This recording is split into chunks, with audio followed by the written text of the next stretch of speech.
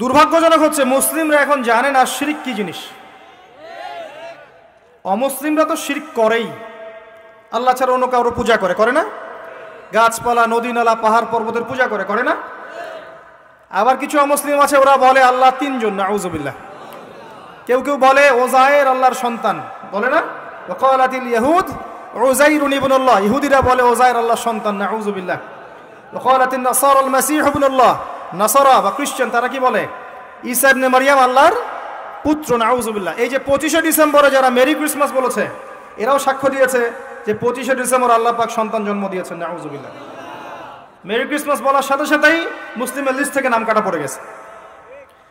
Merry Christmas যে বলেছে, বলার সাথে সাথেই মুসলিমের লিস্ট থেকে নাম কাটা পড়ে গেছে। কারণ যদি সে বলে থাকে মেরি ক্রিসমাস, তাহলে সে সাক্ষী দিচ্ছে ওই দিন 25শে ডিসেম্বর আল্লাহ পাক ঈসা ইবনে মারইয়ামকে জন্ম দিয়েছেন, নাউযুবিল্লাহ। তারপরে মুসলিম থাকতে পারে? আবার সাক্ষ্য দেওয়া লাগবে আশহাদু আল্লা ইলাহা ইল্লাল্লাহ ওয়া আন্না মুহাম্মাদান আবদুহু ওয়া রাসূলুহু, তারপর ইসলামের দিকে আসবে। এত সহজ নয়। মুসলিমরা তো শিরক করছে, অমুসলিমরা তো শিরক করছেই, মুসলিমরাও শিরক করছে। এখন অনেক অমুসলিম বলছে যে আল্লাহ তিনজন, আল্লাহ, জিবরিল, ঈসা ইবনে মারইয়াম, নাউযুবিল্লাহ। তো এই যে শিরক, এটা কিন্তু শুধু ইবাদতের ক্ষেত্রে নয়, প্রত্যেকটা ক্ষেত্রেই শিরক আছে।